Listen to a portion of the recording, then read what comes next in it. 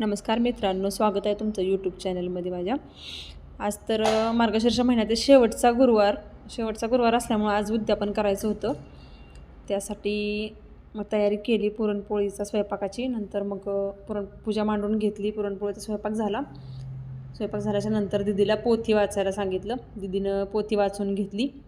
पोथी वाचून झाल्यानंतर मग दादा, मी आणि श्रेया होतो. तिघांनी मिळून आरती करून घेतली. आरती झाल्याच्या नंतर पोरींना बोलवून घेत होतं. आमच्याकडे कुमारिका जेवायला घालतात सुवासिनी म्हणून. कुमारिकांना बोलावलं. 5 कुमारिका घातल्या. त्यांचं पूजन वगैरे केलं. त्यांच्या पायाला हळदी कुंकू लावलं. आमच्याकडे पद्धत आहे अशी की त्या पायांना हळदी कुंकू लावून त्यांचं पूजन केलं जातं कुमारिकांचं. अशा पद्धतीनं मी 5 कुमारिकांचं पूजन करून घेतलं.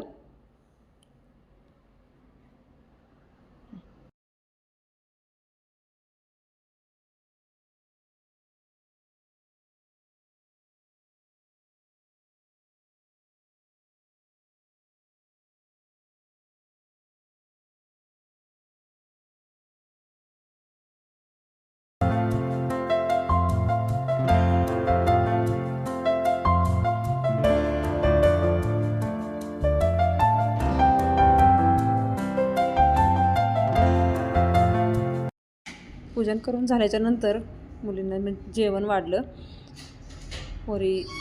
त्यांना पुरणपोळीचं जेवण वाढलं. जेवण वगैरे झालं की मग पोरींना पोथी आणि फळ देऊन त्यांची ओटी भरली. भेटू पुढच्या ब्लॉगमध्ये.